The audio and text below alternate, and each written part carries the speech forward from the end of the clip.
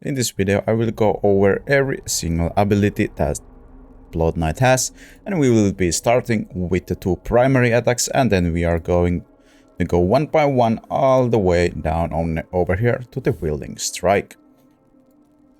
And let's start with the Ravage and with its ultimate. And the Ravage is just a normal melee attack, nothing fancy there. It just has 25 damage to everything else than the primary target.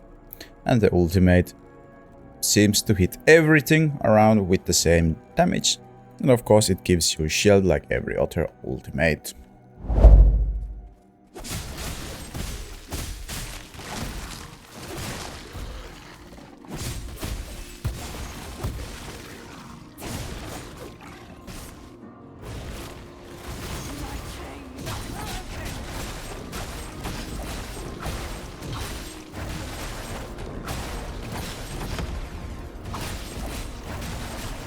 Let's go on the Shadow Edge. It has a lot more going on than the other primary attack. It wields a blade of pure shadow energy that can be used to slash nearby enemies, dealing 24,000 damage. If there are no nearby enemies, the blade will be thrown a short distance, dealing a bit less damage. Now, in the ultimate, enhanced Shadow's Edge for 12 seconds, like every other ultimate, throwing a volley of 5 shadow blades that penetrate enemies, dealing 21,000 damage for each blade that strikes an enemy. You also gain a shield like every other ultimate. Now it does a bit less damage than the melee variation, but it does more damage if you are on range. So let's go test it out. Now I can already see that this skill has a lot more damage going on compared to the other variation, and you also have a ranged attacks.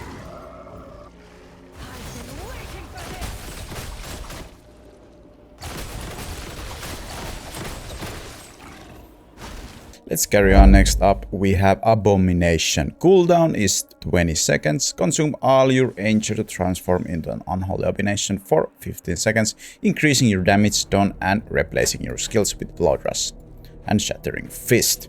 Blood Rush cooldown 3 seconds. Shed your mortal flesh and move forward short distance, dealing 25,000 damage. Shattering Fist cooldown 5 seconds. Unleash a series of massive blows, dealing damage to all nearby enemy with every third attack, causing a knockback.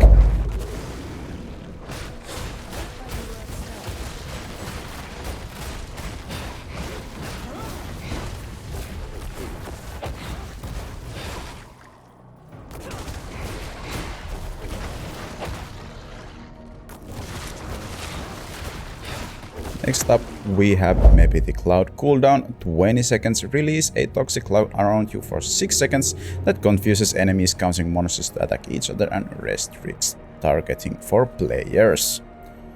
This can have some uses on PvP and in PvE of course too.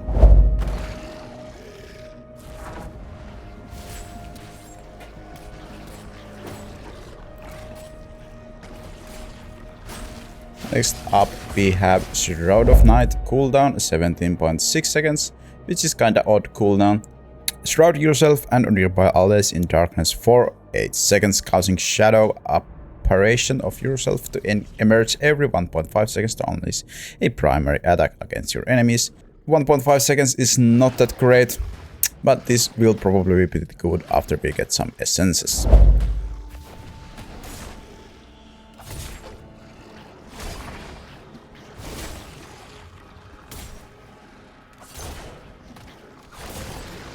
Next up we have Sanguinate. Cooldown and 9 seconds. It is a dash and multiple stages. Liquefy into bloody form for 2.5 seconds, increasing your movement speed by 50%. Activate again to calculate your ping and rush forward, dealing to all enemies you pass through. Now I did test this, and you cannot be damaged while you are in the bloody form.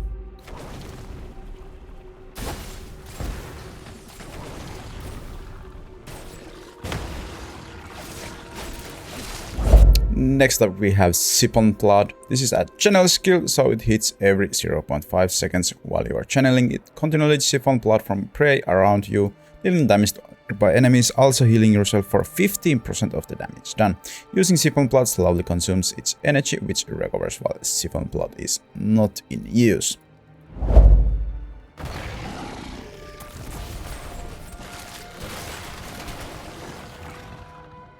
Next skill, Skewer, cooldown 9 seconds, skewer an enemy and then slam them into the ground, dealing damage to all other nearby enemies and stunning them for 3 seconds. This is probably pretty good skill on PvP.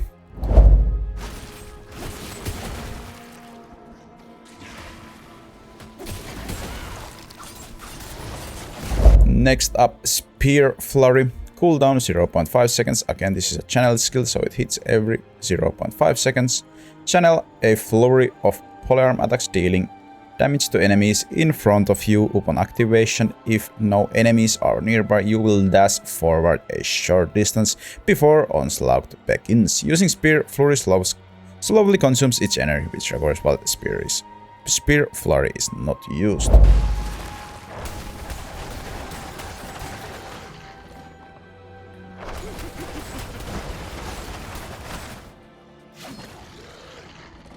Next up, Swarm of Bats, cooldown 16 seconds. Call a cloud of bats to attack enemies for 8 seconds, continually dealing damage. The cloud of bats will pursue enemies and can be redirected by activating the skill again.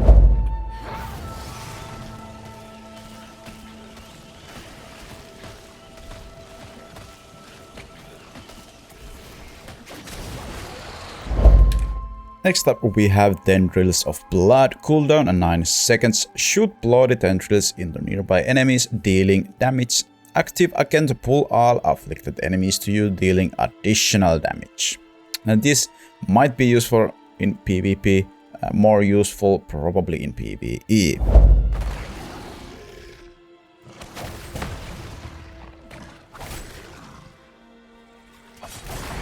Next up, Transfusion.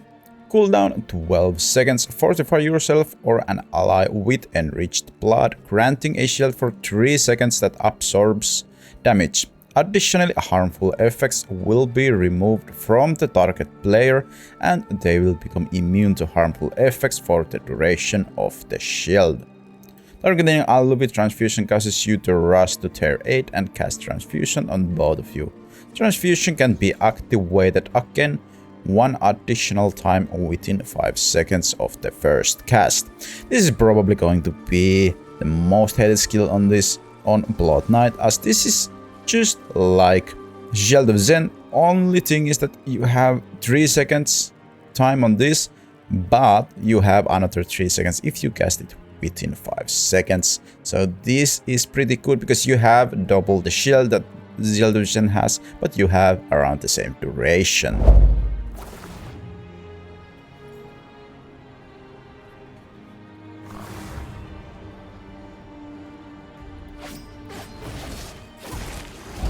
Next up, Umbral Lance, cooldown 6 seconds. It is a damage and charge skill. Hurl a lance of pure darkness that penetrates through enemies, dealing damage. Charging longer increases range and damage.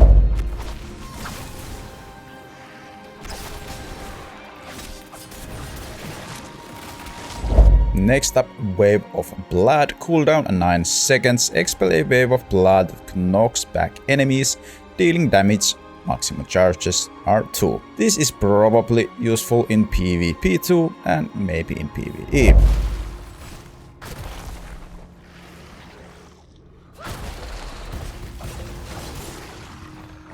And last but not least, we have Whirling Strike, cooldown 9 seconds. Wheel your spear around you multiple times, dealing damage to nearby enemies. Maximum 2 charges.